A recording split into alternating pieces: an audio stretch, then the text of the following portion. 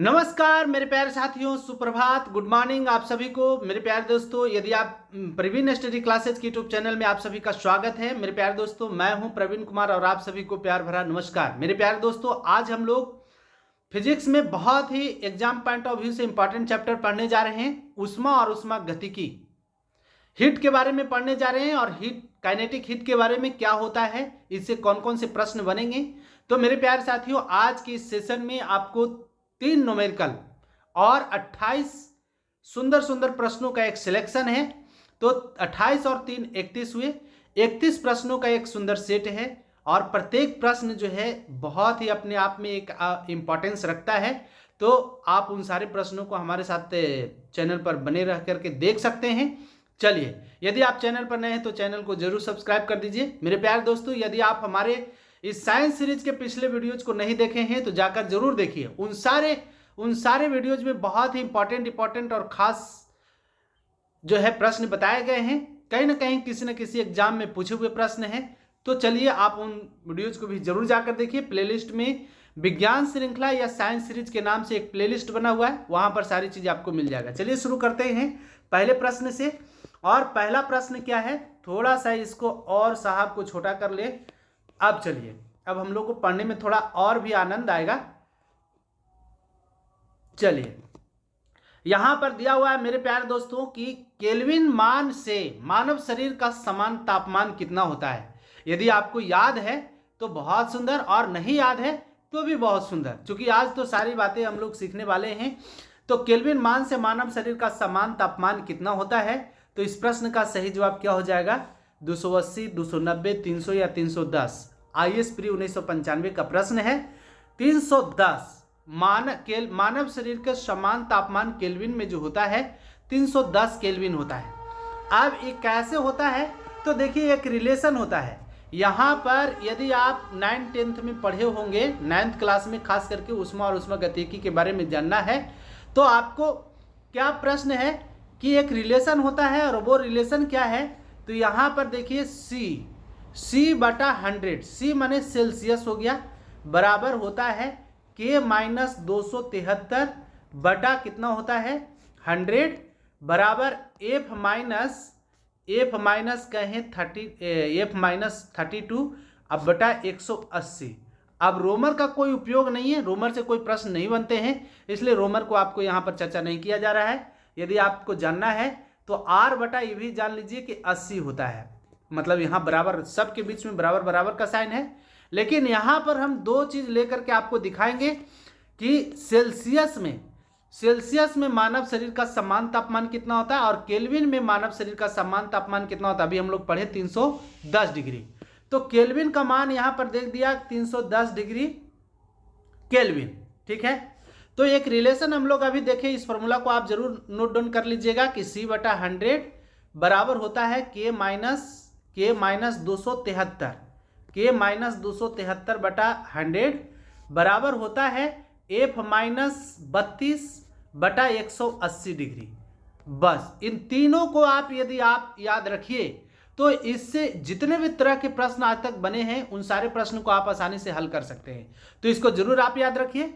चलिए, अब हम करेंगे क्या, तो इसको और इसको लेकर के रिलेशन बनाएंगे, या इसको और इसको लेकर के रिलेशन बनाते हैं। तो देखिए, सेल्सियस में मानव शरीर का तापमान कितना होता है, तो 37 डिग्री सेल्सियस होता है। अब केल्विन में 310 आ रहा है कि नहीं, ये दिखाना है। क्योंकि हम लोग जानते हैं कि मानव शरीर का समान तापमान सेल्सियस में 37 डिग्री सेल्सियस होता है। तो C का मान हम 37 रख दें तो 37 बटा 100 हो गया, बराबर हो गया कितना, बराबर यदि कहें तो K माइनस 273 अब बटा 100 है कि नहीं, तो बटा 100 हो गया। तो 100 से यदि 100 काट दें तो 37 को यदि 273 को इधर लाएं तो 273 प्लस 37 के बराबर 273 प्लस 37 हो जाएगा 310 डिग्री। तो देखिए, यदि मानव शरीर का समान तापमान सेल्सियस में 37 डिग्री सेल्सियस है तो केल्विन में मानव शरीर का समान तापमान कितना हो जाएगा 310 डिग्री केल्विन। और यदि फ़ारेनहाइट में बात करें तो इसी रिलेशन से आप निकाल सकते हैं। के का मान यहाँ 310 रख दीजिए और इन दोनों रिलेशन को निकाल करके ले आइए तो आपको फ़ारेनहाइट में पता चल जाएगा। तो 98.4 या 6 देता है, मतलब अप्रॉक्स इतना डिग्री मानव शरीर का समान तापमान जो होता है फ़ारेनहाइट में होता है। तो पहले प्रश्न का जवाब आपको मिल गया होगा। चलिए दूसरा प्रश्न देखेंगे मेरे प्यारे साथियों।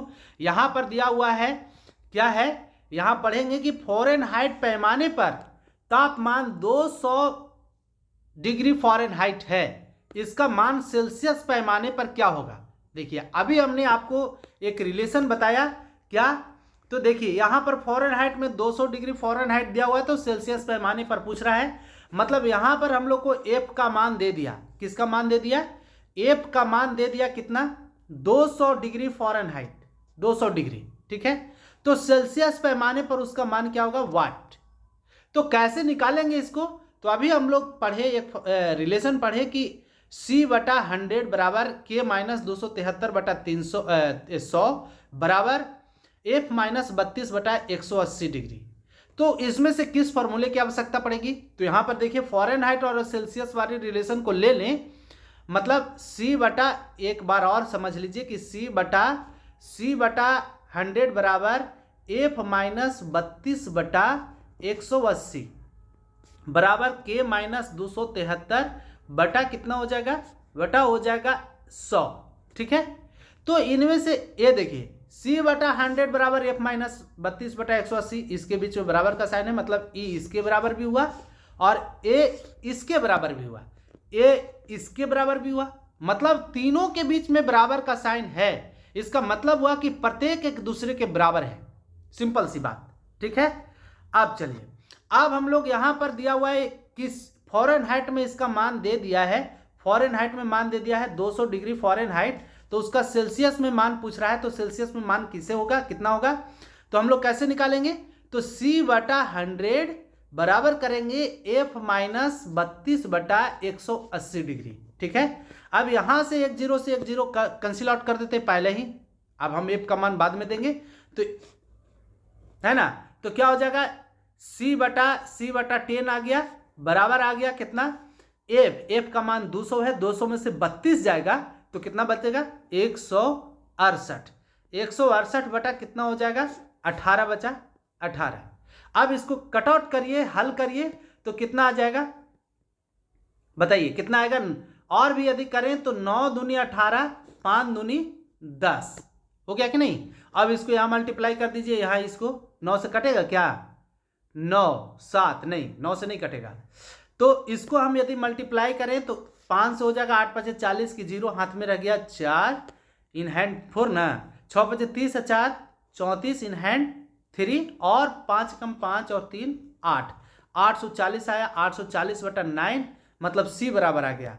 तो यदि इसको डिवाइड करेंगे तो 9 है 72, 99 81, 9 हो गया, 3 बच गया, 9 3 27, 93 पॉइंट समथिंग आ रहा है, कितना आ रहा है, 93 पॉइंट समथिंग। अब देखते हैं इसमें ऑप्शन में है कहीं 93.3 आ रहा है, तो बिल्कुल ए इस प्रश्न का सही जवाब क्या हो जाएगा, इस प्रश्न का सही जवाब हो जाएगा 93.3 डिग्री सेल्सियस।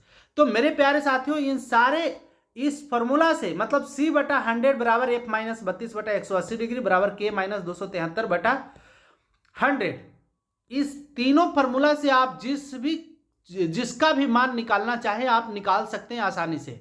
तो चलिए, मुझे पूर्ण उम्मीद है कि आप इन बातों को समझ गए होंगे। तीसरे प्रश्न की ओर चलते हैं। यहां पर दिया हुआ है, देखिए इसका वाइस वर्सा पहले प्रश्न का, कि 40 डिग्री सेल्सियस का मान फ़ारेनहाइट स्केल पर क्या होगा, है ना, फ़ारेनहाइट स्केल में है।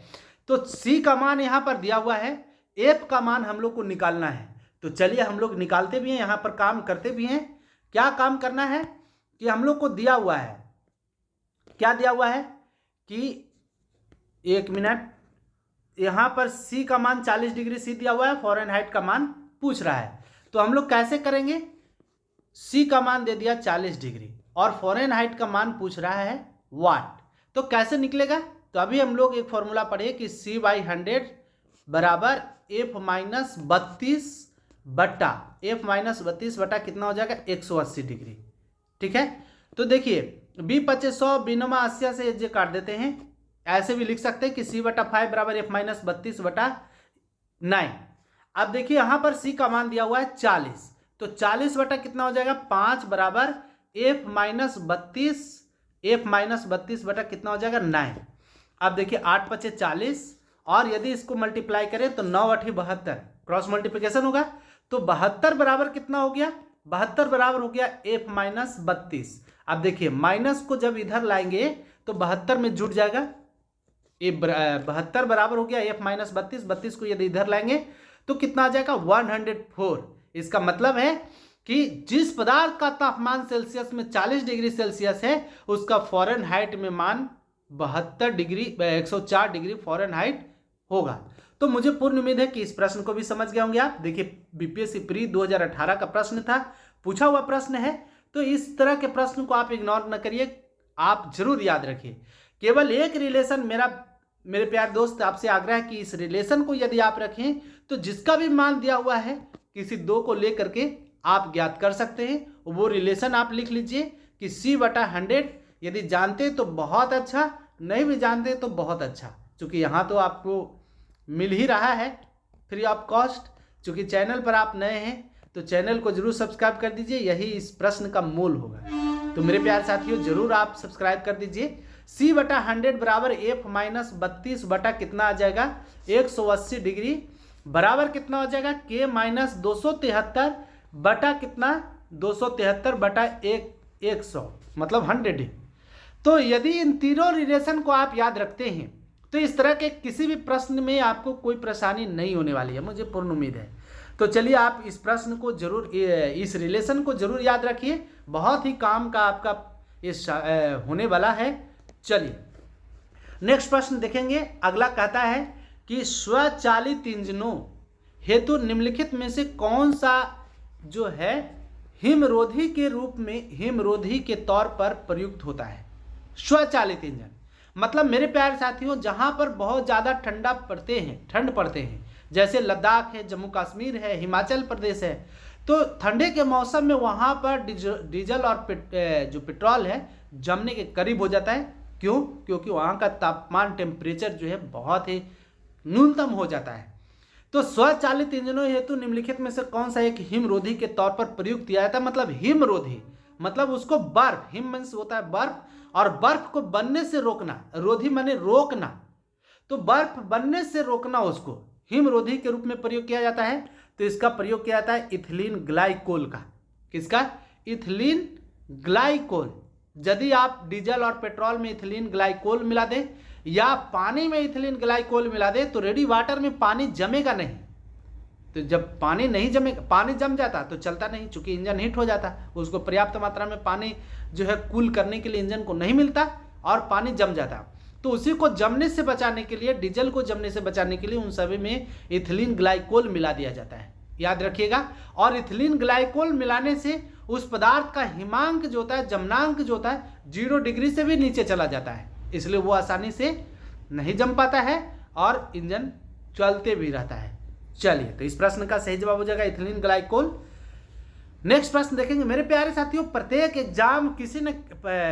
प्रश्न किसी न किसी एग्जाम में पूछे हुए हैं, तो आप जरूर इन सारे प्रश्न देखिए। झारखंड पीसीएस प्री 2010 का प्रश्न है। चलिए यहां पर हम लोग देखेंगे क्या कि परम शून्य ताप, एब्सोल्यूट टेम्परेचर क्या होता है।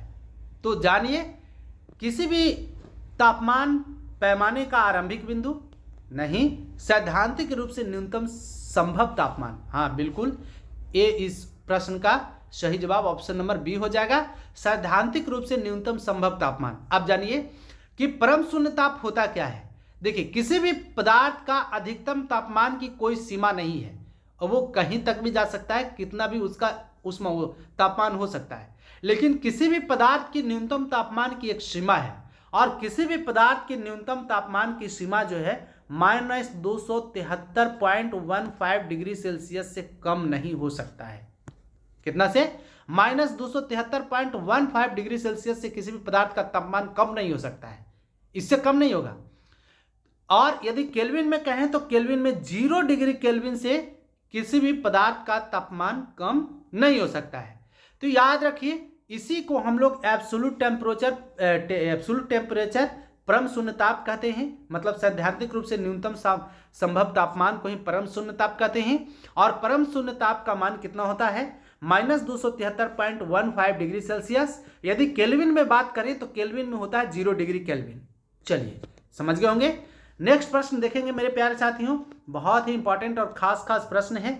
चलिए यहां पर दिया हुआ है आपके लिए, आया है यूपी पीसीएस प्री 2006 का प्रश्न है। कहता है कि गर्म करने से विस्तारण क्या होता है? गर्म करने पर क्या होता है? केवल ठोस पदार्थ में होता है। गर्म करने से विस्तारण जो होता है, फैलाव जो होता है, केवल ठोस पदार्थ में होता है।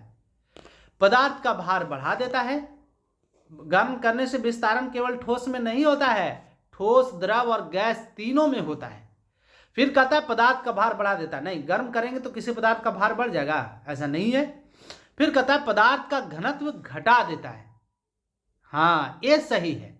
सभी द्रवों और ठोसों में सभी द्रवों और ठोस पदार्थों में समान दर से होता है। नहीं, सभी द्रव और सभी ठोस पदार्थ में प्रसार जो होता है समान दर से नहीं होता है। जैसे सोना, लोहा, एल्युमिनियम, चांदी, इस सभी का विस्तारण अलग अलग होता है। ठीक है, तो यहां पर इस प्रश्न का सही जवाब क्या हो जाएगा कि सभी पदार्थ का घनत्व घट जाता है। और चूंकि जानते हैं हम लोग कैसे, देखिएगा, जब आप एक सिंपल सी बात देखिए कि जब आप किसी परफ्यूम को या अगरबत्ती को अपने रूम में, कमरे में जलाइए और जला करके, यदि गर्मी के मौसम है, ठंडे के मौसम में तो थोड़ा देरी से दूसरे कोने तक पहुंचेगा, लेकिन गर्मी के मौसम में हुई अगरबत्ती को जलाइए, तुरंत मतलब ठंडे के मौसम की अपेक्षा गर्मी के मौसम में बहुत जल्दी फैल जाता है। क्यों? क्योंकि उस समय टेम्परेचर ज़्यादा होता है और टेम्परेचर ज़्यादा होने के कारण वो बहुत जल्दी फैलता है। तो ये हो गया फैलना, विस्तारण जिसको कहते हैं। तो पदार्थ का घनत्व घटा देता है, घनत्व घटा देगा क्योंकि पूरा फैल गया अणु। और हम लोग जानते हैं कि घनत्व को हम लोग डी से डिनोट करते हैं, और डी बराबर होता है द्रव्यमान बटे आयतन, और द्रव्यमान को हम लोग केजी से डिनोट करते हैं बटे आयतन, और आयतन को हम लोग भी से डिनोट करते हैं। ठीक है, तो घनत्व का ऐसे मात्रक हो गया केजी प्रति मीटर क्यूब, क्योंकि आयतन का मात्रक मीटर होता है। तो डी, देखिए, जब किसी पदार्थ को गर्म करिएगा तो यही घनत्व घट जाता है। क्या हो जाता है? घनत्व घट जाएगा। चलिए, यूपी पीसीएस प्री 2006 का प्रश्न था। चलिए आगे बढ़ते हैं। नेक्स्ट प्रश्न कहता है रेफ्रिजरेटर में खाद्य पदार्थ ताजा रखने हेतु सुरक्षित तापमान है। कितना सुरक्षित तापमान है? यूपी पीसीएस प्री 2000 कब का प्रश्न है? 7 का प्रश्न है। चलिए, तो रेफ्रिजरेटर में खाद्य पदार्थ ताजा रखने हेतु सुरक्षित तापमान कितना है? 4 degree C, 8 degree C, 0 degree Celsius या 10 डिग्री सेल्सियस, कितना होता है? तो मेरे प्यारे साथियों, आपको पता होना चाहिए कि 40 डिग्री सेल्सियस से लेकर के 140 डिग्री सेल्सियस पर जीवाणु जो होता है सबसे ज्यादा सक्रिय होता है। सक्रिय कहने का मतलब उसका बढ़ने का दर बहुत ज्यादा हो जाता है। ठीक है, रेफ्रिजरेटर है। रेफ्रिजरेटर में खाद्य पदार्थ को देखिए, जब रेफ्रिजरेटर में, फ्रिज में आप किसी खाद्य पदार्थ को रख देंगे तो वो कई दिनों तक सुरक्षित रहता है। क्यों? क्योंकि वहां पर जब जीवाणु जो होता है निष्क्रिय होता है, क्योंकि उसको पर्याप्त मात्रा में टेम्परेचर नहीं मिल पाता है, इसके कारण वो अपनी क्रिया नहीं बढ़ा पाती है। रहता तो वहां भी है लेकिन वो क्रिया नहीं कर पाता है। तुरंत फ्रिज से बाहर निकालिए, 1 घंटे बाद देखिए वो खाना खराब हो जाएगा। तो रेफ्रिजरेटर में खाद्य पदार्थ ताजा रखने तो देखिए सुरक्षित तापमान कितना है? तो किसी भी जीवाणु को बढ़ने के लिए, उसका अपना फैलाव करने के लिए 40 डिग्री से लेकर के 140 डिग्री टेम्परेचर यदि मिलता है तो वो तेजी से फैलता है। तो इससे कम होना चाहिए। और अंतर्राष्ट्रीय मानकों के अनुसार किसी भी पदार्थ का तापमान 40 डिग्री फ़ारेनहाइट से नीचे होना चाहिए। 40 डिग्री फ़ारेनहाइट से, यदि सेल्सियस में कहें तो 1.7 से 3.3 डिग्री सेल्सियस से नीचे तापमान होनी चाहिए। तो इस फ्रिज का तापमान जो होता है इतना के बीच में होता है, 1.7 से 3.3 डिग्री सेल्सियस, 1.7 डिग्री सेल्सियस से 3.3 डिग्री सेल्सियस से नीचे होता है। इसका मतलब है कि खाद्य पदार्थ को सुरक्षित रखने के लिए रेफ्रिजरेटर का तापमान जो होता है 4 डिग्री सेल्सियस, इसी के अप्रॉक्स है, 1.7 से 3.3 के अप्रॉक्स है। तो 4 डिग्री सेल्सियस हमेशा तापमान होता है, उससे कम होता है, उससे ज़्यादा नहीं। ठीक है, तो इसीलिए जो है जीवाणु को पर्याप्त मात्रा में टेम्परेचर नहीं मिल पाता है और वो अपनी क्रिया दर नहीं बढ़ा पाता है।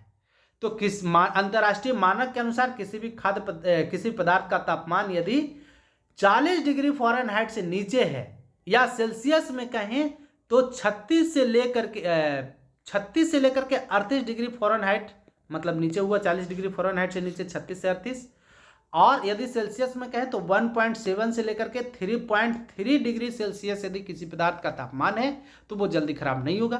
तो फ्रिज में इसी तापमान को रखा जाता है। चलिए नेक्स्ट देखेंगे। मुझे पूर्ण उम्मीद है कि सारे प्रश्न आपको समझ में आ रहे होंगे। और यदि मेरे प्यारे साथियों, यदि आपको आ रहा है, चैनल पर नए हैं तो चैनल को सब्सक्राइब जरूर कर दीजिए। अब है नेक्स्ट UPPCS प्री का एग्जाम कब का है? 2012 का। ये दिया हुआ है मेरे प्यारे साथियों। यहाँ पर देखिए कि जब बर्फ पिघलती है तब क्या होता है? आयतन बढ़ता है? नहीं। आयतन घटता है? बिल्कुल आयतन घट जाता है। द्रव्यमान बढ़ता है? ऐसा भी नहीं। और द्रव्यमान घटता है? ये सारे तीनों का ऑप्शन का कोई मतलब ही नहीं है कि जब बर्फ पिघलती है तो आयतन घटता है। क्या होता है? आयतन घटता है और उसका घनत्व बढ़ता है। जब बर्फ पिघलती है तो उसका आयतन घटता है और घनत्व क्या होता है? बढ़ता है। तो इस प्रश्न का सही जवाब क्या हो जाएगा? कैसे? चूंकि देखिए घनत्व बराबर, अभी हम लोग समझे कि मतलब घनत्व को D से डिनोट करते हैं, डेंसिटी। तो D बराबर होता है kg बटा, मतलब द्रव्यमान बटा आयतन, और आयतन को हम लोग वॉल्यूम कहते हैं। तो देखिए जब बर्फ पिघलती है तो आयतन घटा तो घनत्व बढ़ेगा कि नहीं बढ़ेगा? बढ़ेगा ना जी। घनत्व घटा तो आयतन घनत्व जो है बढ़ा, इसका मतलब आयतन घटा। जैसे यदि हम 3 में 4 से भाग दें तो जितना मान आएगा, और 3 में यदि 2 से भाग दें तो जितना मान आएगा। बताइए इन दोनों में किसका मान ज़्यादा आएगा? तो इसका मान ज़्यादा आएगा। इसका मतलब है कि वॉल्यूम घट रहा है तो घनत्व बढ़ रहा है। तो जब बर्फ पिघलती है तो उसका आयतन घटता है, घनत्व बढ़ता है। चलिए, और 4 डिग्री सेल्सियस पर, ये तो बात की बात है, आगे बात करेंगे। ज़्यादा छेड़छाड़ करने पर बहुत ज़्यादा छेड़छाड़ हो जाता है। चलिए अब हम लोग जानेंगे कि रेफ्रिजरेटर, अभी फ्रिज वाले पढ़े कि किसी भी फ्रिज का टेम्परेचर जो है 4 डिग्री सेल्सियस से कम होना चाहिए, ज़्यादा नहीं होना चाहिए। अब यहाँ पर उसी प्रश्न को UPPCS प्री 1996 का प्रश्न है, दिया है क्या? यहाँ पर दिया हुआ है मेरे प्यारे साथियों कि रेफ्रिजरेटर में थर्मोस्टेट का कार्य है। क्या काम है? थर्मोस्टेट तापमान को कम रखना, हिमायन ताप को बढ़ाना, एक समान ताप को बनाए रखना। तो रेफ्रिजरेटर में थर्मोस्टेट का कार्य है कि एक समान तापमान को बनाए रखता है। सही, इस प्रश्न का सही जवाब क्या हो जाएगा? Option number C। चलिए आगे देखते हैं। अगला है, कहता है कि जब सीले बिस्कुट को, मतलब पैकेट वाले बिस्कुट को, जब पैकेट है वो पैकेट क्या हुआ है, जब सीले बिस्कुट को थोड़ी देर के लिए फ्रिज के अंदर रखा जाता है तो वह कुरकुरे हो जाता है। क्यों? क्या कारण है क्यों वह कुरकुरे हो जाता है? तो मेरे प्यारे साथियों, आज जितने भी रेफ्रिजरेटर का निर्माण किया जा रहा है, फ्रॉस्टेड फ्रिज का निर्माण किया जा रहा है। फ्रॉस्टेड फ्रिज करने का मतलब आर्द्रता को कम करने वाले फ्रिज, आर्द्रता को सोखने वाले फ्रिज का। तो जब सीले बिस्कुट को थोड़ी देर के लिए उसमें रखेंगे तो क्या होगा? ठंड से अतिरिक्त नमी बाहर आ जाएगी? नहीं, ये भी नहीं होगा। फ्रिज के अंदर आर्द्रता कम होती है, इसलिए अतिरिक्त नमी अवशोषित हो जाती है। हाँ, ये सही है। फ्रिज के अंदर आर्द्रता अधिक होती है, इसलिए अतिरिक्त नमी अवशोषित हो जाती है। आर्द्रता जब ज़्यादा होगा तो पदार्थ खराब हो जाएगा। आर्द्रता कम होती है, फ्रिज के अंदर दाब अधिक होता है, जिससे अधिक नमी बाहर आ जाती है। नहीं, ये भी नहीं। तो इस प्रश्न का सही जवाब क्या हो जाएगा? Option number B। कहता है कि फ्रिज के अंदर आज के जितने भी फ्रिज बन रहे हैं, ह्यूमिडिफिकेशन बन रहे हैं, मतलब आर्द्रता को कम करने वाला फ्रिज बनाया जा रहा है, फ्रॉस्टेड फ्रिज। तो फ्रॉस्टेड फ्रिज में जब हम बिस्कुट को रखेंगे तो उसका नमी, अतिरिक्त नमी जो होगा उसको अवशोषित कर लेगा और उसको कुरकुरे बना देगा। तो इस प्रश्न का सही जवाब हो जाएगा ऑप्शन नंबर B। चलिए मेरे प्यारे साथियों, चैनल पर नए तो चैनल को जरूर सब्सक्राइब कर दीजिए, इतना जरूर करिए। चलिए नेक्स्ट प्रश्न है, यहां पर दिया हुआ है कि शीशे की छड़ जब भाप में रखी जाती है तो इसकी लंबाई बढ़ जाती है, परंतु इसकी चौड़ाई, जब शीशे की छड़ को भाप में रखेंगे तो इसकी लंबाई बढ़ जाएगी, तो इसकी चौड़ाई भी क्या हो जाएगी, चौड़ाई भी बढ़ जाती है। तो क्या होती है, ऑप्शन नंबर सी इस प्रश्न का सही जवाब हो जाएगा, बढ़ जाएगी। जैसे देखिए कि एक यहां पत्थर है और इसमें छोटा सा छिद्र है, एक और पत्थर ले लेते हैं और इसमें इतना बड़ा छिद्र कर देते हैं, ठीक है। जब इन दोनों को हिट करेंगे तो दोनों का आकार, इस छिद्र का आकार बढ़ेगा।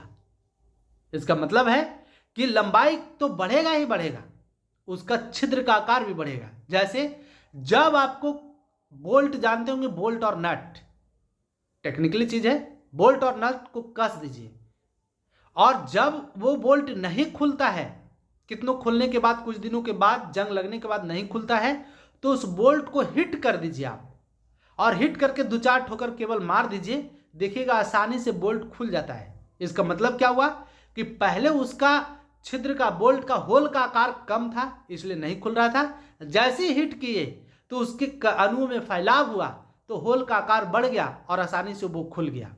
तो शीशे की छड़ जितने भी जो जिसमें विस्तार होने वाले पदार्थ हैं, उस सब के होल का आकार बढ़ेगा जब उसको हम हिट करेंगे।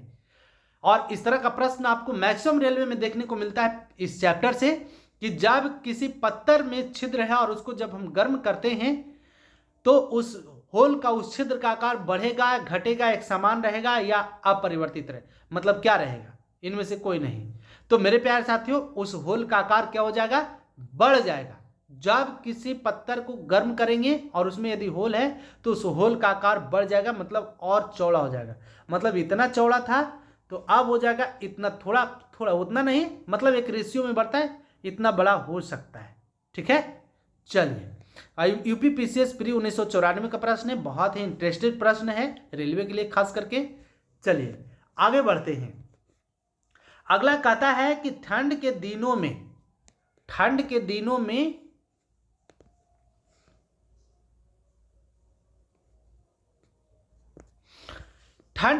में लोहे के गुटके और लकड़ी के गुटके को प्रातःकाल छुए तो लोहे का गुटका ठंडा लगता है, क्योंकि क्या कारण है। तो मेरे प्यारे साथियों, आपको पता होना चाहिए कि लोहा ऊष्मा का सुचालक है। क्या है, ऊष्मा का सुचालक है, और लकड़ी जो है ऊष्मा का कुचालक है। तो ठंड के मौसम में जब लोहे को, और किरचॉफ्स का नियम भी आप जानते हैं कि जो जितना गर्म होता है उतना जल्दी ठंडा भी हो जाता है। ऐसे किरचॉफ्स लॉ कहता है कि जो पदार्थ जितना ऊष्मा का अवशोषण करता है उतना उत्सर्जन भी करता है। तो हम उसी के संदर्भ में कहें कि जो पदार्थ जितना जल्दी गर्म होता है उतना जल्दी वो ठंडा भी हो जाता है। चूंकि लोहा ऊष्मा का सुचालक है तो उसका टेम्परेचर गिर करके कम हो जाएगा। ठंड के मौसम में जब लोहे के टुकड़ा को रखेंगे तो उसका टेम्परेचर गिर करके शून्य हो जाएगा। चूंकि वो गर्म करने पर जल्दी गर्म हो जाता है तो वो ठंड में जल्दी ठंडा भी हो जाएगा। तो जल्दी ठंडा हो जाएगा, इसलिए जो है, क्यों जल्दी ठंडा हो जाएगा, क्योंकि वो ऊष्मा का सुचालक है, और ऊष्मा के सुचालक होने के कारण ही ऊष्मा उससे बाहर निकलती है और वो ठंडा का ऑब्जर्व कर लेता है और छूने पर ठंड का अनुभव हम लोग को होता है। और लकड़ी का गुटका जो है ऊष्मा का कुचालक है, तो कौन इसका सही जवाब हो जाएगा, इसलिए वो उतना ठंडा नहीं लगता है। तो लोहे के गुटका का ताप लकड़ी के गुटके के ताप से कम होता है, नहीं, लकड़ी के तुलना में लोहा ऊष्मा का अच्छा चालक है। हाँ, ये सबसे सफिशिएंट उत्तर इसका है कि लकड़ी की तुलना में लोहा ऊष्मा का अच्छा चालक है। इस प्रश्न का सही जवाब क्या हो जाएगा, ऑप्शन नंबर बी। चलिए नेक्स्ट देखेंगे। अगला कहता है कि तेज हवा वाली रात्रि में ओस नहीं बनती, क्योंकि क्या कारण है कि तेज हवा वाली रात्रि में ओस नहीं बनता है। तो देखिए, जब हवा की गति बढ़ती है तो हवा में जो नमी होता है वो उस नमी को ऑब्जर्व कर लेता है, और नमी को ऑब्जर्व करने के बाद, नमी को ऑब्जर्व कैसे करेगा, ऑब्जर्व नहीं करता है, मतलब उसको बाष्पीकृत करता है, बाष्पीकरण की दर को बढ़ा देता है। तो तेज हवा वाली रात में, रात्रि में ओस नहीं बनता, क्योंकि बाष्पीकरण की दर तेज हो जाती है। क्या हो जाती है, बाष्पीकरण की दर तेज होती है। यही सही जवाब होगा, बाष्पीकरण की दर तेज हो जाएगी। और जब हवा मंद मंद चलती रहेगी तो बाष्पीकरण की दर कम होती है। जैसे कहता है कि हवा चल रहा है, कपड़ा पसार दीजिए फींच करके तो जल्दी सूख जाएगा। ऐसा क्यों? क्योंकि हवा कपड़ा में जो नमी है उसको हवा जो है बाष्पीकृत कर करके उसमें से नमी की मात्रा को ज़्यादा सुखाती है ना, इसीलिए वो कपड़ा जल्दी सूख जाता है। तो तेज हवा वाली रात्रि में ओस नहीं बनती, क्योंकि हवा में जो नमी होता है उसका बाष्पीकरण तेजी से हो जाता है।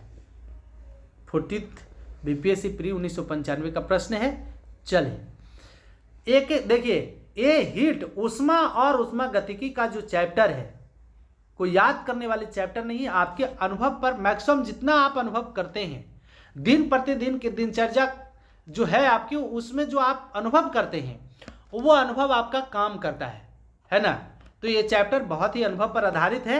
यदि आपको ये सारे प्रश्न का अनुभव लग रहा होगा तो आप निश्चित तौर पर समझ रहे होंगे। चलिए अब यहाँ पर दिया है मेरे प्यारे साथियों, ये नेक्स्ट प्रश्न है कि कमरे में लगा हुआ वातानुकूल क्या नियंत्रित करता है। मतलब एसी की बात कर रहा है। क्या नियंत्रित करता है? कमरे में लगा हुआ वातानुकूल क्या नियंत्रित करता है? मतलब एसी जो है, एसी को यदि किसी कमरे में लगा दें तो क्या नियंत्रित करेगा? केवल तापक्रम, केवल आर्द्रता एवं तापक्रम, केवल दाब एवं तापक्रम, आर्द्रता, दाब एवं तापक्रम। तो मेरे प्यारे साथियों, जब कमरे में वातानुकूलित मतलब एसी को लगा दें तो आर्द्रता एवं तापक्रम को नियंत्रित करता है। किसको नियंत्रित करेगा? आर्द्रता एवं तापक्रम को नियंत्रित करेगा। मतलब आर्द्रता को कम कर देगा और ताप को घटा देगा। आर्द्रता को भी कम करता है और ताप को भी घटाता है, याद रखिएगा। लेकिन नहीं, अगले प्रश्न में वो आपको देखने को मिल जाएगा। चलिए, तो इस प्रश्न का सही जवाब क्या मिला? आर्द्रता एवं तापक्रम को क्या करता है? नियंत्रित करता है। चलिए, कब प्रश्न पूछा हुआ था? यूपी पीसीएस मेंस 2011 का प्रश्न है। चलिए, यहां पर दिया हुआ है अगला प्रश्न है, और ये प्रश्न कहता है डेजर्ट कूलर आप गर्मी के मौसम में जरूर चलाते होंगे कि डेजर्ट कूलर द्वारा शीतलन किस पर आधारित होता है? क्या करता है डेजर्ट कूलर कि ज़्यादा यदि हम लोग कूलर चला दे गर्मी के मौसम में तो हम लोग को ज़्यादा ठंडा फील होता है, मतलब आरामदायक फील होता है। एसी चलाए तो और भी, लेकिन ऐसा क्या कारण है कि कूलर जो है शीतल कर करके हम लोग को ठंडा अनुभव कराता है? क्या कारण है? तो मेरे प्यारे साथियों, जो देखते होंगे कि यदि आप डेजर्ट कूलर चला रहे हैं, पानी डाल करके नहीं चला रहे हैं, तो क्या होता है कि जो हवा में नमी है उसको बाष्पीकृत कर करके ठंडक अनुभव कराता है। मतलब कूलर जो है हवा की गति तेज करता है और तेज करके जो हवा में थोड़ी बहुत जो नमी की मात्रा होती है उसको बाष्पीकृत करता है, और बाष्पीकरण के कारण हम लोग को ठंडा शीतल अनुभव होता है। आप देखे भी होंगे कि भाप में ले जाइए, चावल या दाल कुछ भी बन रहा है आपके घर में, और वहाँ पर अपने हाथ को ले जाइए, भाप इसमें यदि लगेगा और इस भाप से यदि दूर ले जाइएगा हाथ को तो ठंडा फील होगा। तो डेजर्ट कूलर द्वारा शीतलन किस पर आधारित है? तो उष्ण वायु प्रतिस्थापन पर नहीं, वायु निर्जलीकरण पर नहीं, बाष्पन शीतलन पर, बिल्कुल बाष्पन शीतलन पर। मतलब बाष्प को शीतल कर देता है, बाष्पीकृत कर करके उस नमी को बाष्पीकृत करके और ठंडा अनुभव कराता है। तो सही जवाब इस प्रश्न का क्या हो जाएगा? Option number C. Desert cooler द्वारा शीतलन किस पर आधारित होती है? बाष्पन शीतलन पर। बहुत ही इंपॉर्टेंट और खास प्रश्न। देखिए, सारे के सारे प्रश्न आपको किसी न किसी एग्जाम में पूछे हुए दिखाई पड़ रहे होंगे, क्योंकि मेरा वादा है कि कोई भी एक प्रश्न जो है मतलब उस तरह का नहीं लाए जाएंगे जिससे आपका टाइम का नुकसान हो। बहुत ही इंपॉर्टेंट सारी बातें आपको जानकारी दी गई है। देखिए, यूपी पीसीएस प्री 2008 का प्रश्न है। यहाँ पर दिया है कि निम्नलिखित अवस्थाओं में से किसमें गीले कपड़े सबसे जल्दी सूख जाएंगे? किसमें? 100% आर्द्रता और 60 डिग्री सेल्सियस तापक्रम में, 100% आर्द्रता एवं 20 डिग्री सेल्सियस तापक्रम में, 20 डिग्री आर्द्रता एवं 20 डिग्री सेल्सियस तापक्रम में, या 20 डिग्री आर्द्रता और 60 डिग्री सेल्सियस तापक्रम में। तो मेरे प्यारे साथियों, इस प्रश्न का सही जवाब क्या होगा कि किसमें गीले कपड़े जल्दी सूख जाएंगे? तो जिस माध्यम में आर्द्रता कम होगी, तापमान ज़्यादा होगा, उसमें कपड़ा जल्दी सूख जाएगा। तो बताइए इन चारों ऑप्शन में किसमें जो है आर्द्रता कम दिख पड़ रही है और तापमान ज़्यादा? तो ऑप्शन नंबर डी। किसमें? ऑप्शन नंबर डी में 20% आर्द्रता और 60 डिग्री टेम्परेचर रहेगा। मतलब आर्द्रता जिसमें कम रहेगा और टेम्परेचर ज़्यादा रहेगा तो वहाँ पर कोई भी कपड़ा जो है गीला कपड़ा जल्दी सूख जाएगा। जैसे आप घर के अंदर किसी कपड़े को पसार दीजिए और घर के बाहर पसार दीजिए, है ना, तो बाहर वाला कपड़ा जल्दी सूख जाता है। क्यों? क्योंकि बाहर जो है टेम्परेचर, सूर्य का प्रकाश डायरेक्ट पड़ रहा है और उसके कारण उसका टेम्परेचर ज़्यादा है, तो टेम्परेचर ज़्यादा रहेगा, आर्द्रता कम रहेगी। सिंपल सी बात है कि कपड़ा जल्दी सूख जाएगा। आप दिन प्रतिदिन की घटना में देखते भी होंगे। और जहाँ पर आर्द्रता ज़्यादा है और तापमान कम है वहाँ पर कपड़ा देरी से सूखता है। तो इस प्रश्न का सही जवाब ऑप्शन नंबर डी हो जाएगा।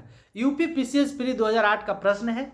चलिए नेक्स्ट कहता है क्या है कि जब पानी में नमक मिलाया जाता है, जब पानी में नमक मिलाया जाता है तो निम्नलिखित में से कौन सा परिवर्तन होता है? क्वथनांक बढ़ता है, जमाव बिंदु घटता है। क्वथनांक घटता है, जमाव बिंदु बढ़ता है। क्वथनांक एवं जमाव बिंदु दोनों घटते हैं, क्वथनांक व जमाव बिंदु दोनों बढ़ते हैं। देखिए ऐसा ऑप्शन आपको मिल जाए तो मेरे प्यारे साथियों एग्जाम में थोड़ा सा चकराते हैं हम लोग। RAS RTS Rajasthan administrative service में पूछा हुआ प्रश्न है, तो ऐसा यदि ऑप्शन मिल जाए घटता बढ़ता तो कहीं ना कहीं आप डिगमगाते हुए इस प्रश्न का मतलब ऐसे प्रश्न का जवाब आप गलत मार के चले आते हैं। कभी कभी कॉन्फिडेंस लेवल जब हाई होता है तो हम लोग सही मारते हैं। तो क्या होता है कि जब पानी में नमक मिलाते हैं, जैसे 2 बीकर ले लेते हैं और 2 बीकर लेकर के हम आपको समझाने का प्रयास करते हैं, आप निश्चित तौर पर इस बात को समझ जाएंगे। कैसे? 2 बीकर ले लेते हैं, एक में केवल पानी है, वाटर है, और एक और बीकर ले लेते हैं जिसमें वाटर प्लस साल्ट मतलब नमक दोनों है, इसमें वाटर और साल्ट दोनों है। आप जो है इन दोनों को सेम टेम्परेचर पर गर्म करते हैं, सेम टेम्परेचर पर मतलब समान तापमान पर, इसको भी समान तापमान पर गर्म करेंगे। अब होगा क्या कि इस बीकर की अपेक्षा इस बीकर में रखे द्रव जो है जल्दी गर्म हो जाएगा और ये देरी से होगा। क्यों? क्योंकि जब किसी द्रव पदार्थ में जब कोई अशुद्धि मिलाते हैं, यहां पर अशुद्धि के रूप में नमक हुआ, नमक अशुद्धि मिलाते हैं तो उसका जो है क्वथनांक बढ़ता है और गलनांक घट जाता है। जैसे आप देखते होंगे कि आइसक्रीम जो बनाया जाता है उसमें सैकरीन मिलाया जाता है, नमक नमकीन टाइप का होता है। क्यों? क्योंकि वो जल्दी ना गले, तो जमाव बिंदु घटेगा और क्वथनांक बढ़ जाएगा। तो याद रखिए कि जब कोई आप चीनी मिला करके पानी में चीनी मिला करके गर्म करिए तो चीनी जो काफ़ी देरी से वो पानी और चीनी का मिश्रण जो काफ़ी देरी से हीट होगा। क्यों? क्योंकि उसमें अशुद्धि के रूप में हम लोग चीनी मिलाए हुए हैं। तो याद रखिए कि जब किसी द्रव पदार्थ में कोई अशुद्धि मिलाया जाता है तो उसका क्वथनांक बढ़ जाता है और गलनांक घट जाता है। क्वथनांक बढ़ जाता है और गलनांक घट जाता है। तो इस प्रश्न का सही जवाब क्या हो जाएगा? ऑप्शन नंबर ए, क्वथनांक बढ़ता है और जमाव बिंदु घटता है, इसका मतलब गलनांक घट जाता है। ठीक है, चलिए आगे बढ़ेंगे, अगला प्रश्न देखेंगे। अगला कहता है कि थर्मस बोतल में, किसमें? थर्मस बोतल में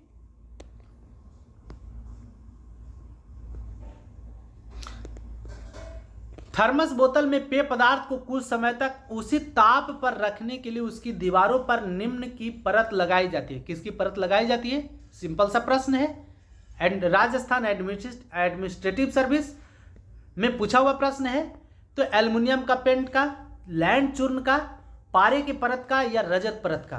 तो क्या सही जवाब होगा? तो थर्मस के बोतल में पेय पदार्थ को कुछ समय तक उसी ताप पर रखने के लिए उसके दीवारों पर जो लेप हम लोग लगाते हैं, जो परत चढ़ाते हैं, रजत परत करते हैं।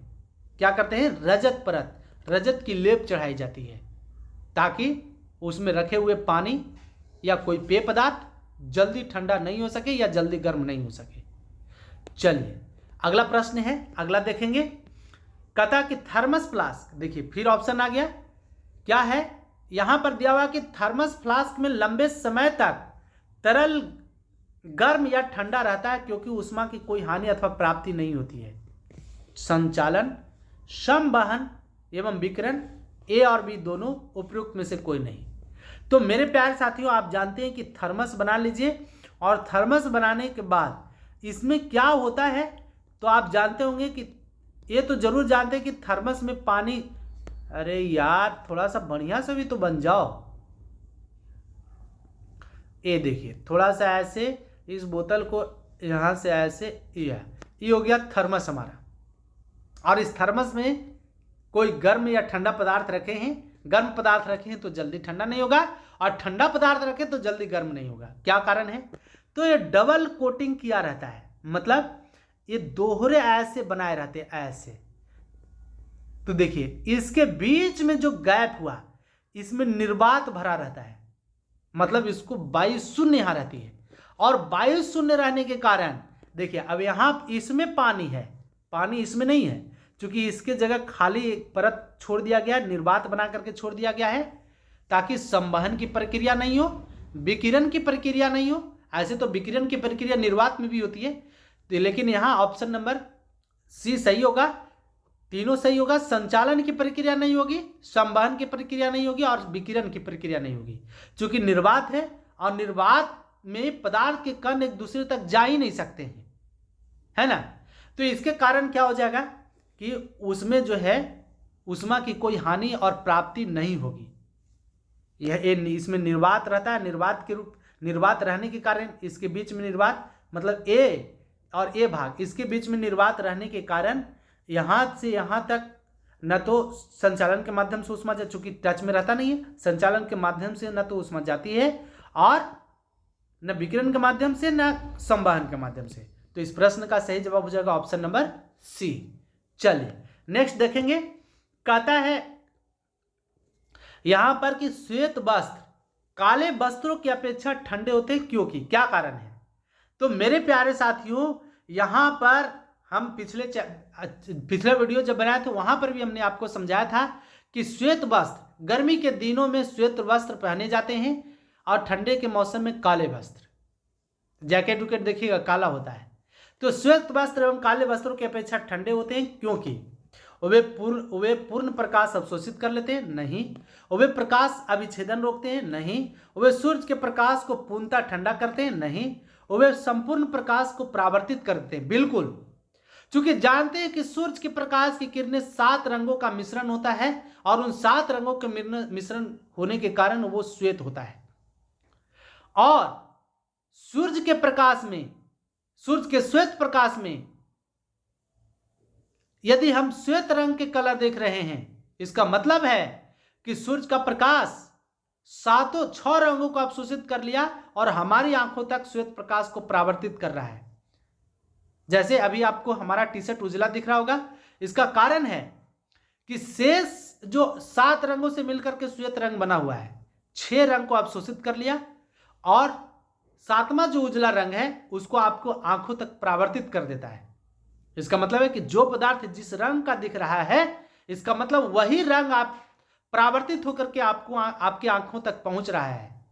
तो श्वेत वस्त्र जो होता है, गर्मी के मौसम में जितना सूर्य की प्रकाश की किरणें आई श्वेत प्रकाश, तो बाकी शेष को लौटा दिया, है ना, और 6 श्वेत रंग को हम लोग की आंखों तक परावर्तित कर दिया।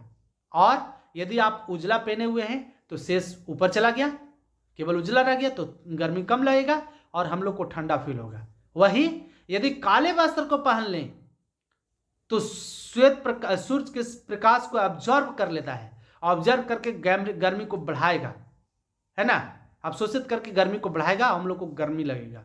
इसलिए गर्मी का मौसम में आप देखिएगा उजला धोती कुर्ता, है ना, शर्ट टी शर्ट जो भी है पहनना चाहिए, तब आपको कम गर्मी लगेगा।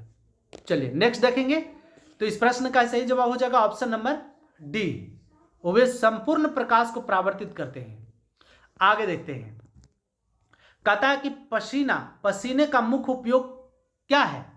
पसीने का मुख्य उपयोग, तो मेरे प्यारे साथियों, इसका पसीना जो होता है एक व्यक्ति के शरीर से 10 से 14 4 से लेकर के 10 लीटर तक पसीना प्रतिदिन निकल सकता है, तब भी मनुष्य स्वस्थ रहेगा। और प्रति घंटा 4 लीटर पसीना निकलता है, ऐसा भी है, 4 लीटर पसीना निकलेगा तब भी आप स्वस्थ हैं। तो पसीना का मुख्य उपयोग क्या है? तो शरीर का ताप नियंत्रित रखने में। चलिए, बिल्कुल पहला ही ऑप्शन से मिल गया। शरीर में जल की मात्रा को संतुलित करने में नहीं, पसीना निकलेगा तो प्यास जल्दी जल्दी लग जाएगा, ये तो कभी हो नहीं सकता है। शरीर में विष पदार्थ को निकालने में, हालांकि कुछ अवांछित पदार्थ निकलते हैं लेकिन सभी नहीं निकलते। त्वचा के छिद्र से गंदगी दूर करने में नहीं। पसीना का मुख्य उपयोग क्या है? शरीर के ताप को नियंत्रित रखने के लिए पसीना आता है। जब आप दौड़ते हैं, दौड़ लगाते हैं, तो जब आपका शरीर हीट होता है और हीट होता है तो उस हीट को बाहर करने के लिए हमारा शरीर पसीना निकालने लगता है और उस पसीने के माध्यम से हमारे शरीर का हीट कम होता है। तो शरीर के ताप को नियंत्रित करने के लिए पसीने का उपयोग होता है। चलिए आगे देखेंगे। कहता शरीर की सतह से स्वेदन, पसीना बहना जल की हानि निर्भर करता है। किस पर? तो केवल वातावरण के ताप पर, केवल वातावरण के नमी पर, ए और बी दोनों, ए और बी किसी पर नहीं। हाँ देखिए, पसीना निकलेगा, देखिएगा जब बरसात के मौसम होता है और जब आर्द्रता अधिक होती है, सूरज के प्रकाश की किरणें ज्यादा पड़ती है तो पसीना ज्यादा निकलता है। जैसे गर्मी के मौसम में जब हवा पछुआ हवा में जो होता है, पछुआ हवा में टेम्परेचर ज्यादा होता है, नमी कम होती है, लेकिन वही पूर्वा हवा जब बस जाए, मतलब जब पूर्व से पश्चिम की ओर जो हवा बहती है तो उसमें आर्द्रता ज्यादा होती है, तापमान कम होता है ना। तो क्या होगा? देखिएगा पसीना ज्यादा निकलता है, गर्मी तो कम लगेगा लेकिन पसीना ज्यादा निकलेगा। तो केवल वातावरण के ताप पर और केवल वातावरण के नमी पर नहीं, दोनों पर निर्भर करेगा। तापक्रम ज्यादा होगा और नमी ज्यादा होगा, तापक्रम कम होगा और नमी ज्यादा होगा तो हम लोग को क्या लगेगा? ज्यादा पसीना निकलेगा। ठीक है, तापक्रम कम या ज्यादा भी रहे और पछुआ हवा चले, मतलब हवा में नमी ज्यादा हो, तो हम लोग को शरीर से ज्यादा पसीना निकलेगा। तो इस प्रश्न का सही ऑप्शन क्या हो जाएगा? सी, ए और बी दोनों पर। शरीर की सतह से स्वेदन या पसीना बहना स्वेदन द्वारा जल की हानि निर्भर करती है वातावरण के ताप पर और वातावरण के नमी पर, दोनों पर। चलिए अगला प्रश्न देखेंगे। नेक्स्ट कहता है, क्या नेक्स्ट कर रहा है मेरे प्यारे साथियों? यहां पर देखिए कि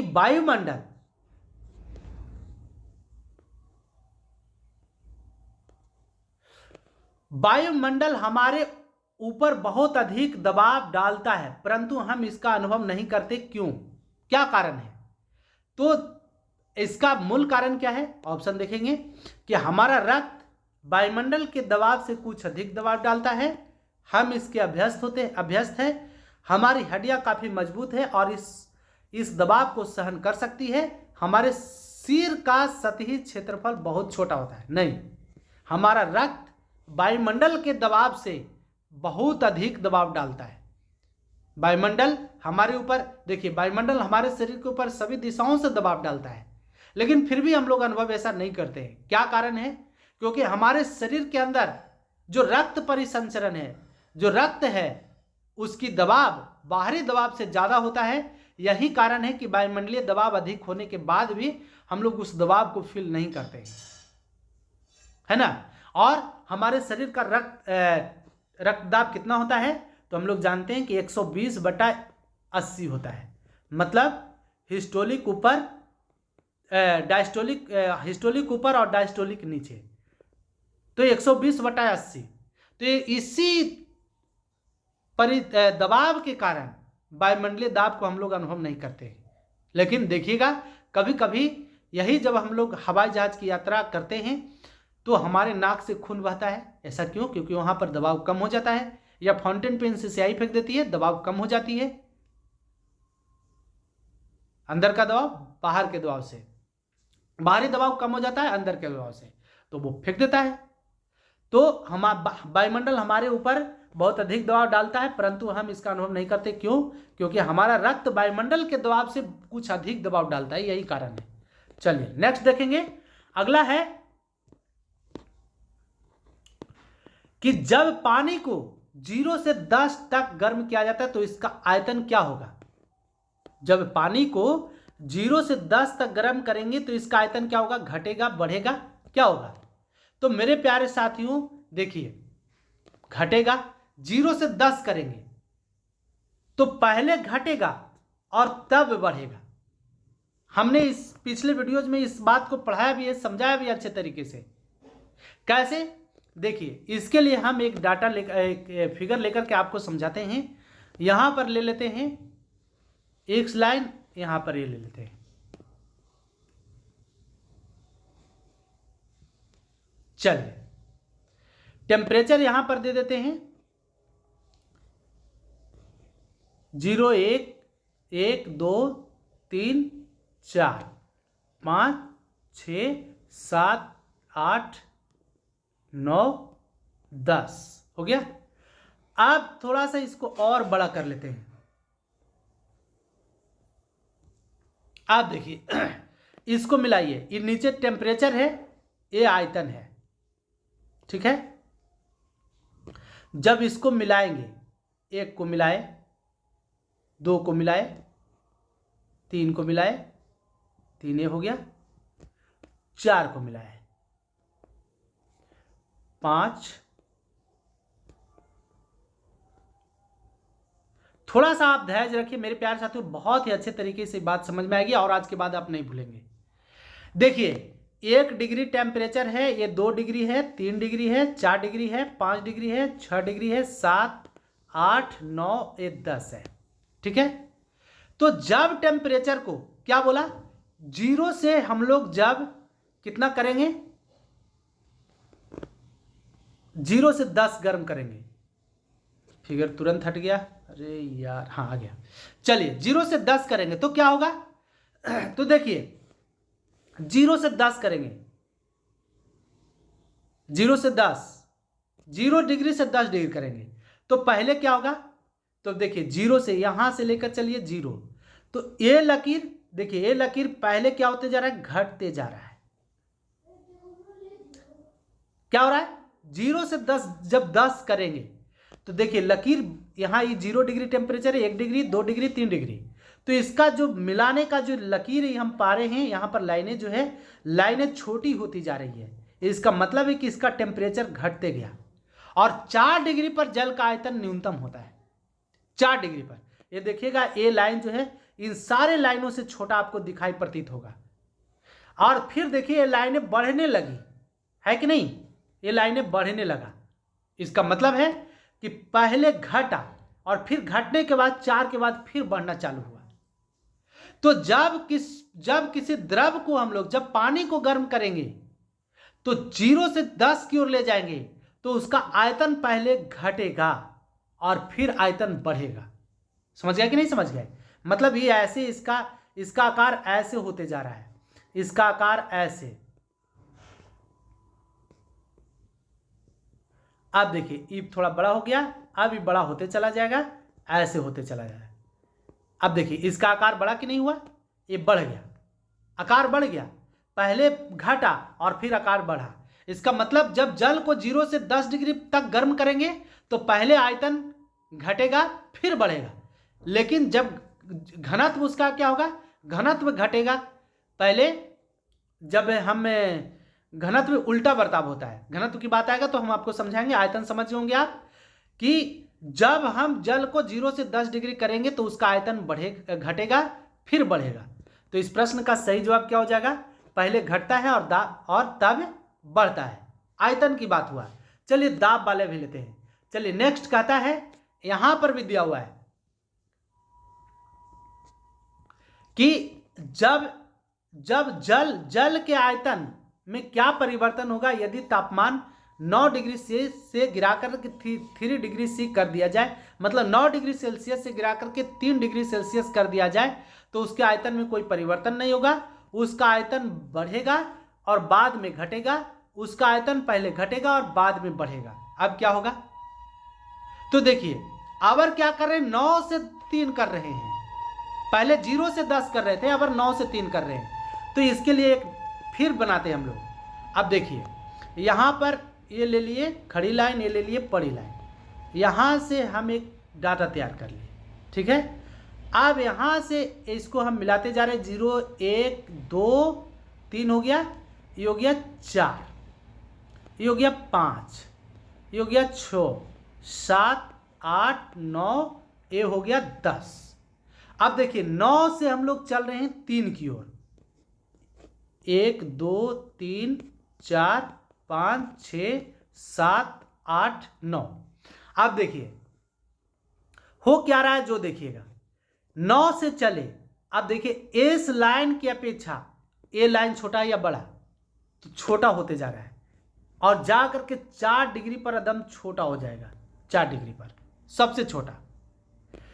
तो 9 से जब 3 की ओर ले जाएंगे तो पहले उसका आयतन क्या होगा, घटते जा रहा है, फिर उसका आयतन 4 से, देखिए अब ये लकीर बड़ा होते, लाइन बड़ा होते चला जा रहा है। तो 0 से 4 जब 9 से जब 3 डिग्री की ओर ले जाएंगे टेम्परेचर, तो पहले आयतन उसका घटेगा और फिर 4 के बाद वो बढ़ना चालू हो जाएगा, मतलब बड़ा होना चालू हो जाएगा, ठीक है। तो याद रखिएगा, तो जब 0 से 10 करेंगे तो पहले घटेगा फिर बढ़ेगा, और 9 से जब 3 करेंगे तो पहले घटेगा फिर बढ़ेगा। दोनों कंडीशन में सेम बातें हैं, उल्टा करें या बात करें, आयतन घटेगा फिर बढ़ेगा, फिर घटेगा फिर बढ़ेगा। चलिए, तो मेरे प्यारे साथियों आज तो थे ये बहुत ही सुंदर सुंदर प्रश्न जो एग्जाम पॉइंट ऑफ व्यू से बहुत ही इंपॉर्टेंट और खास है। तो मेरे प्यारे साथियों यदि आप चैनल पर नए हैं तो चैनल को सब्सक्राइब कर लीजिए, साथ ही साथ बेल आइकन को भी प्रेस कर दीजिए और दोस्तों को शेयर करना ना भूलिए। चलिए मेरे प्यारे साथियों, यदि आपको पसंद आया है तो अब मैं चैनल को जरूर सब्सक्राइब करिएगा, लाइक्स भी करिएगा। चलिए आज के लिए इतना ही, तब तक के लिए फिर अब एक वीडियो जो और इस मिलेगा ऊष्मा और गतिकी से, तब जाकर के इस चैप्टर को हम लोग कंप्लीट करेंगे, फिर नेक्स्ट चैप्टर चलेंगे। चलिए आज के लिए इतना ही, तब तक के लिए आप सभी को एक बार फिर से प्यार भरा नमस्कार, धन्यवाद।